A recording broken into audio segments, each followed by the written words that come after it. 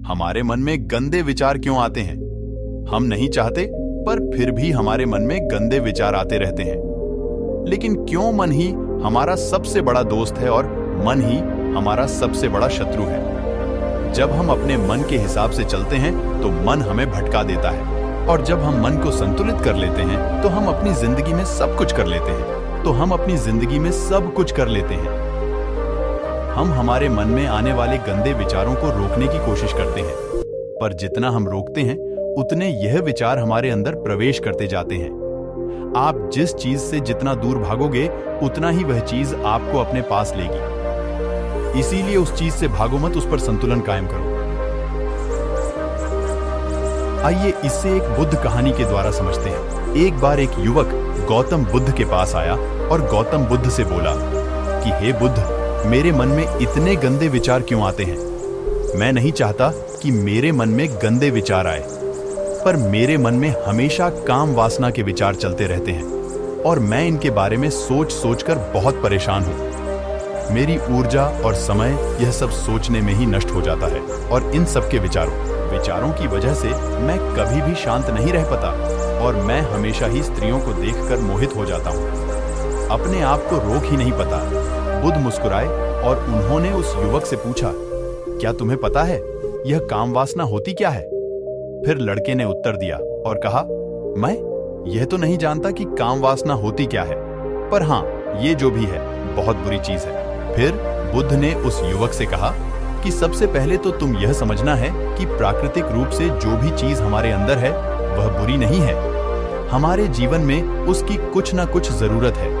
वासना कोई बुरी बात नहीं है।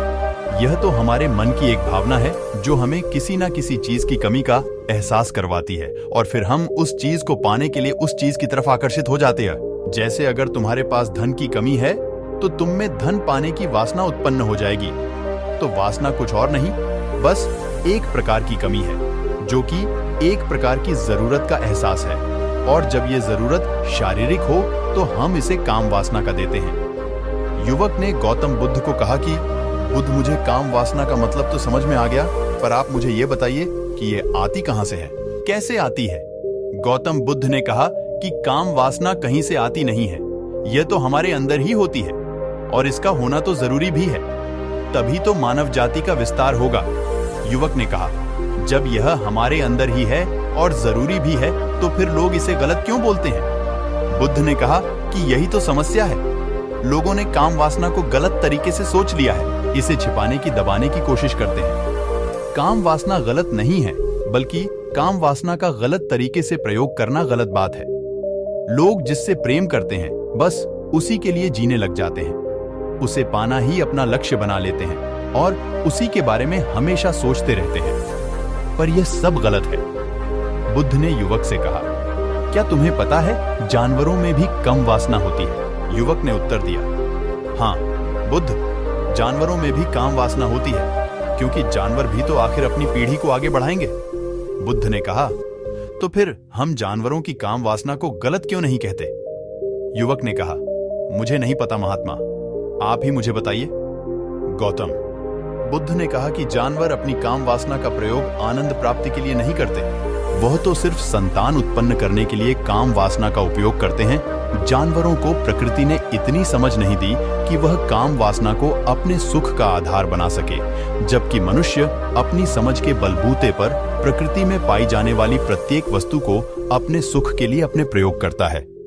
हम इंसानों ने ही काम वासना को अपने सुख का साधन बना लिया है, जबकि प्रकृति ने तो हमें अपने वंश को आगे बढ़ाने के लिए दिया था, लेकिन इंसानों ने इसे अपने जीवन का परम लक्ष्य बना रखा है, और इस तरह से काम वासना का बेलगाम हो जाना गलत है। युवक ने मुझसे पूछा, महात्मा जी, ये काम वासना हम पर हावी क्यों होती है? क्यों यह बेलगाम हो जाती है? तब गौतम बुद्ध ने कहा कि सुनो, अब जो मैं तुम्हें बताऊंगा उसे तुम ध्यानपूर्वक सुनना। काम वासना का सारा खेल तुम्हें समझ आ जाएगा, तुम्हें तुम्हारे सारे सवालों का जवाब मिल जाएगा। बस तुम्हें ध्यान से सुनकर समझना है। फिर गौतम बुद्ध युवक को बताना शुरू करते हैं। एक बार की बात है, एक आश्रम में गुरु और उनके शिष्य रहा करते थे। वे रोजाना आश्रम के बाहर स्थित गांव में भिक्षा लेने के लिए जाते थे। उस आश्रम का एक शिष्य जिस गांव में भिक्षा लेने जाता था, उसे रास्ते में एक नदी पड़ती थी। शिष्य रोज उसी रास्ते से भिक्षा लेने जाता था। एक दिन उस शिष्य ने देखा कि एक लड़का पेड़ के पीछे छिपा है। वह उस लड़के के पास गया और उससे जाकर बोला, भाई, तुम इस पेड़ के पीछे छिपकर क्या देख रहे हो? लड़के ने कहा, अरे तुझे नहीं दिख रहा क्या कि मैं क्या देख रहा हूं? तब शिष्य ने नदी की तरफ देखा तो वहां पर कुछ लड़कियां पानी भर रही थीं। वो लड़कियां 14-15 साल की होगी।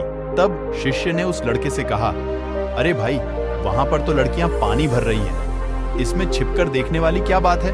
तब वो लड़का शिष्य की तरफ देखकर उससे कहता है, अरे पागल, तुम्हें दिखाई नहीं दे रहा क्या कि कैसे ये परियां नदी से पानी निकाल रही हैं? जरा उनकी अदाओं को तो देखो, उनके कोमल शरीर को देखो। उनकी पतली कमर मटके को उठाते समय बाल खाती है और उनके बाल उनकी कमर पर कैसे लहरा रहे हैं, मानो सुंदरता बिखरी पड़ी हो। शिष्य ने फिर नदी की तरफ देखा और इस बार वहीं से देखता ही चला गया। अभी तक तो कुछ भी नजर नहीं आ रहा था और वह बिल्कुल निर्भय था। उसे किसी भी बात का कोई डर नहीं था। लेकिन अब वो छिपने लगा और उन लड़कियों को देखने लगा जैसे उसने कोई अपराध कर दिया हो। और जब वो छिपकर उन लड़कियों को देख रहा था, तभी वो अचानक अंदर से कौंप गया और उसने कहा कि ये मैं क्या कर रहा हूँ? मैं जो कर रहा हूँ वो सही नहीं है, मुझे यहाँ से चले जाना चाहिए। और फिर वह जल्दी से वहां से चला गया। वो आश्रम पहुंच जाता है। आश्रम जाकर वो अपने कार्यों में लग गया। लेकिन जो अभी वह देख कर आया था, वही उसकी आंखों के सामने बार बार आ रहा था। उसके मन में वही दृश्य चल रहा था। उसका मन वही सब कुछ देखने के लिए लालायित हो रहा था। उसका किसी भी काम में मन नहीं लग रहा था। सुबह होते ही वह रोज जल्दी ही भिक्षा के लिए आश्रम से निकल जाता और उस नदी के पास वाले पेड़ के पास जाता, जहां पर वह लड़का पहले से मौजूद रहता था। उसके साथ मिलकर लड़कियों को छुप छुप कर देखता था। अब वह शिष्य रोज ऐसा करने लगा। यह उसके रोज का काम हो गया। अब उस शिष्य का मन किसी भी काम में नहीं लगता था। वो हमेशा ही किसी न किसी प्रकार के विचार में उलझा रहता। वो आश्रम के कार्यों को भी ठीक ढंग से नहीं कर पा रहा था। न वो ठीक से सो पाता था, न वो ठीक से खाना खा पाता था। उसका मन बेचैन सा रहता था।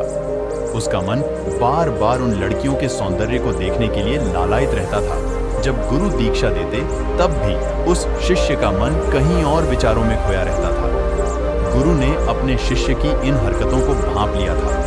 तभी एक दिन गुरु ने शिष्य को अपने पास बुलाया और कहा कि आज से मैं भी तुम्हारे साथ भिक्षा मांगने चलेंगे। तभी शिष्य गुरु को माना करते हुए बोला, नहीं गुरुदेव, आप परेशान क्यों हो रहे हो? मैं अकेला ही ठीक से भिक्षा मांग सकता हूँ। गुरु ने शिष्य से कहा कि ठीक है, तुम अकेले ही भिक्षा मांगने जाओ। शिष्य तुरंत वहां से भिक्षा मांगने के लिए निकल गया। शिष्य के जाने के बाद गुरु भी आश्रम से निकल गए और शिष्य का पीछा करने लगे कि वो कहाँ जाता है, किससे मिलता है। ये सब देखने के लिए उसके पीछे पीछे चलने लगे।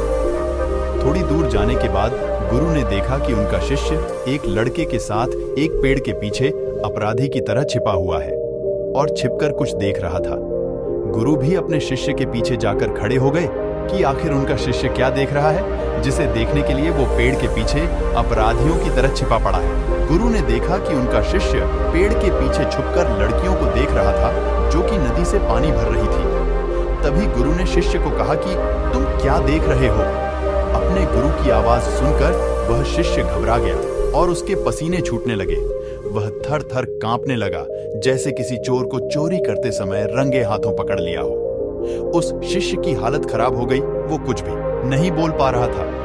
दूसरा व्यक्ति जो शिष्य के साथ था, वहां से भाग गया। शिष्य घबराया हुआ था। उसके मुंह से कुछ टूटे फूटे शब्द ही बाहर निकल रहे थे। वो अपने गुरु से नजर भी नहीं मिला पा रहा था। गुरु ने शिष्य की तरफ देखा और कहा कि मेरा शिष्य तो निर्भय था, उसे तो किसी भी चीज का डर नहीं था।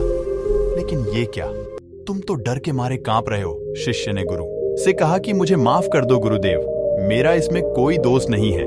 उस लड़के ने मुझे बहका दिया था, लेकिन आपसे मैं वादा करता हूं कि आज के बाद मैं ऐसा कभी दोबारा नहीं करूंगा। गुरु ने शिष्य से कहा कि कोई बात नहीं, पर इस बात का तुम ध्यान रखना कि हम जैसी संगति करते हैं, वैसा ही फल हमें प्राप्त होता है। हम जैसी संगति करते हैं, उसके विचार हमारे अंदर प्रवेश करते हैं इसीलिए अच्छी संगति करो जिससे तुम्हारे अंदर अच्छे विचारों का प्रवेश हो। फिर गुरु और शिष्य आश्रम लौट आए और फिर से आश्रम के कार्यों पर ध्यान देने लगे। उसने उस रास्ते को छोड़ दिया और दूसरे रास्ते से जाने लगा। वो अपने काम को ध्यान से करता, लेकिन धीरे धीरे उसके अंदर क्रोध उत्पन्न हो गया और फिर वो दूसरे शिष्यों पर क्रोध करने लगा और बेचैन रहने लग गया। अब वो सही समय पर भोजन भी नहीं करता था, वो भोजन भी बहुत कम खाता था। एक रात गुरु शिष्य के पास आए और उसे बोले कि अब तक तुमने कितनी बार अपना वादा तोड़ा है।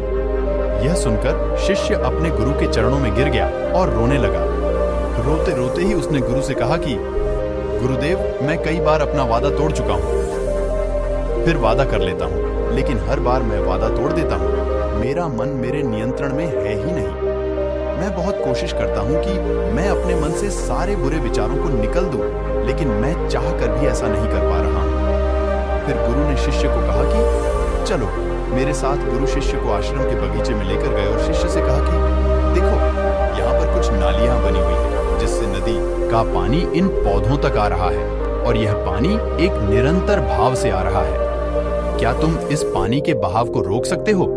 शिष्य ने कहा कि हाँ गुरुदेव, मैं इस बहाव को रोक सकता हूँ। फिर शिष्य ने मिट्टी उठाकर उस नाली में डाल दी। वो पानी थोड़ी देर के लिए रुक गया और फिर थोड़ी देर बाद उस रेत के ऊपर से पानी आ गया। गुरु ने शिष्य से कहा, अरे ये क्या, ये तो पानी रुका ही नहीं। फिर शिष्य ने कुछ कंकर पत्थर उठाकर उस नाली में डाल दिए और फिर थोड़ी देर के लिए पानी रुक गया, लेकिन फिर थोड़ी देर बाद ही उन कंकड़ पत्थर के ऊपर से पानी निकल आया। फिर गुरु ने शिष्य से कहा कि यह क्या हुआ, पानी तो फिर से आ गया। तुम तो बोल रहे थे कि तुम इसे रोक दोगे। तब शिष्य ने कहा, कोई बात नहीं गुरुदेव, मैं इस पानी को तो आपको रोक के दिखाऊंगा।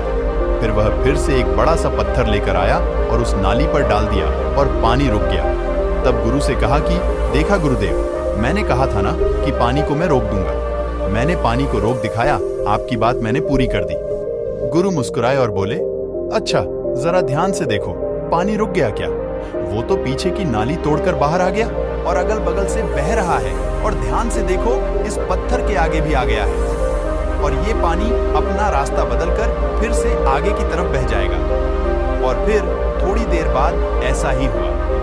फिर गुरु ने शिष्य को समझाया कि तुम्हारे साथ भी तो ऐसा ही चल रहा है। तुम बार बार प्रयास कर रहे हो, बड़े से बड़ा प्रयास कर रहे हो, पर हर बार तुम्हारा प्रयास टूट रहा है और ये हमेशा टूटता ही रहेगा। तुम कितना भी बड़ा पत्थर रख लो, लेकिन पानी तो अपना रास्ता बना ही लेगा। यह सब देखकर शिष्य ने गुरु से कहा कि हे गुरुदेव, क्या कोई तरीका नहीं है जिससे मैं गंदे विचारों से बाहर निकल सकूं? तब गुरु शिष्य को एक नदी के पास ले गए जहां से उस बगीचे में पानी आ रहा था। गुरु ने शिष्य से कहा, वो पानी इसी नदी से जा रहा है। अगर हम यहीं से उस रास्ते को बंद कर दें जहां से पानी बगीचे में जा रहा है, तब क्या हम पानी को रोक नहीं सकते? शिष्य ने कहा कि हाँ गुरुदेव, अवश्य ऐसा हो सकता है। मैं इस पानी को यहीं से बंद कर देता हूँ, तब आगे की नाली में पानी जाएगा ही नहीं और फिर बगीचे में पानी जाएगा ही नहीं। फिर शिष्य ने नदी से जाने वाले रास्ते को बहुत मेहनत करके पत्थर और मिट्टी डालकर बंद कर दिया और गुरु से कहा कि गुरुदेव, मैंने पानी को बंद कर दिया है, अब यह पानी बगीचे में जाएगा ही नहीं। तब गुरु ने कहा, अगर पानी बगीचे में नहीं जाएगा तो पेड़ पौधों को पानी कहां से मिलेगा? उन पेड़ पौधों को तो पानी की आवश्यकता है, और उन पेड़ पौधों में कुछ पेड़ पौधे तो ऐसे हैं जिनको रोज पानी की आवश्यकता है। वह तो मुरझाकर मर ही जाएंगे, उनका क्या होगा? पानी तो हमें खोलना ही होगा। शिष्य ने गुरु की बात सुनकर वापस नदी से जाने वाले पानी का रास्ता खोल दिया। तब गुरु ने शिष्य से पूछा, अगर हम इस नदी के पूरे पानी को बगीचे की तरफ मोड़ दे तो क्या होगा? तब शिष्य ने जवाब दिया कि गुरुदेव, वहां पर जितने भी पेड़ पौधे हैं वो गलकर नष्ट हो जाएंगे, वहां पर कुछ नहीं बचेगा। फिर गुरु मुस्कुराए और बोले, तुम इस बात को समझो कि हमें किसी भी चीज को रोकना नहीं है, बस हमें हमेशा संतुलन बनाए रखना है। कम पानी से भी पौधे नष्ट होते हैं और ज्यादा पानी से भी पौधे नष्ट होते हैं। हमारा जीवन संतुलन से ही चलता है। गुरु ने शिष्य से कहा कि अगर मैं तुम्हें कुछ कहूं कि तुम आम के बारे में मत सोचो, तो तुम्हारे मन में सबसे पहले किसका चित्र आएगा? शिष्य ने कहा कि गुरुदेव, मेरे मन में तो पहला चित्र आम का ही आएगा। गुरु ने कहा कि जब हम गंदे विचारों को जबरदस्ती रोकने का प्रयास करते हैं तो वह और मजबूती के साथ हमारे अंदर प्रवेश करते हैं, हमारे अंदर उठते हैं। इसीलिए हमें उन्हें कभी भी दबाने की कोशिश नहीं करनी चाहिए। फिर गुरु ने शिष्य को जाते हुए कहा कि हमारे गंदे विचार बुरे लोगों की संगति करने की वजह से भी आते हैं। कई बार क्या होता है कि कामुकता हमारे अंदर होती नहीं है, लेकिन कुछ अश्लील लोगों के साथ रहने की वजह से ये हमारे अंदर हावी हो जाती है। फिर शिष्य ने कहा कि गुरुदेव, आप सही कह रहे हैं, मैं अपने मार्ग से भटक गया था। फिर वो शिष्य उस रात बहुत ही चैन की नींद सोया। सुबह अपने कार्यों को पूरे मन से किया और फिर सुबह वो भिक्षा लेने के लिए उसी रास्ते से गया जहां वह लड़का आज भी पेड़ के पीछे छुपकर उन लड़कियों को देख रहा था। वो शिष्य नदी पर गया जहां वह लड़कियां पानी भर रही थी। उसने उन लड़कियों से पानी मांगा। उन लड़कियों में से एक लड़की ने उसे पानी पिलाया और उस सन्यासी शिष्य के चरण छुए। शिष्य ने उसे आशीर्वाद दिया कि तुम्हारा कल्याण हो, जिसके बाद शिष्य का मन सकारात्मक ऊर्जा से भर गया। उसके चेहरे पर मुस्कान आ गई थी, जैसे कि उसे कुछ खोया हुआ वापस मिल गया हो। वह वापस अपने रास्ते से जाने लगा। तभी पीछे से वह लड़का आ गया जो पेड़ के पीछे छुपा हुआ था। वह शिष्य के पास आया और बोला कि क्या बात है, आज तो तुमने नजदीक से दर्शन कर लिए, तुम तो मुझसे भी आगे निकले। तब शिष्य ने कहा कि हम हमेशा दूसरे के दर्शन करने में ही व्यस्त रहते हैं, अपने दर्शन कर ही नहीं पाते।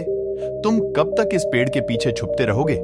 किसी को पसंद कर लो, उससे बोल दो। अगर वो भी तुम्हें पसंद करती है तो शादी कर लो, और उससे पहले तुम कुछ बन जाओ, अपने आप को पहचान लो। ऐसे अपना समय बर्बाद मत करो।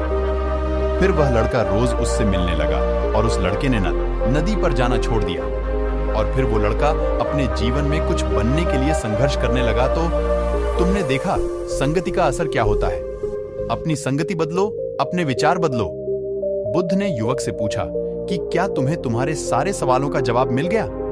तब युवक ने कहा कि हाँ महात्मा जी, आपका बहुत बहुत धन्यवाद। तब गौतम बुद्ध ने युवक से कहा कि जब तुम्हारे मन में गंदे विचार आए तब आप अपने आप को दोषी मत मानो। यह शरीर है और यह सब इसने हजारों वर्षों से सीखा है। एक केवल तुम्हारे सोच लेने से, शपथ लेने से ये टूटने वाला नहीं, लेकिन तुम्हारे पास वो शक्ति है, वो ऊर्जा है जिसका तुम्हें संतुलन उपयोग करना है। तुम एक जीवित ऊर्जा हो जो कुछ भी अनुभव करने के लिए स्वतंत्र हो, जो निर्माण करने के लिए स्वतंत्र है। इसीलिए तुम अपने आप को पहचानो। यह बोलकर गौतम बुद्ध मौन हो गए और वो युवक वहां से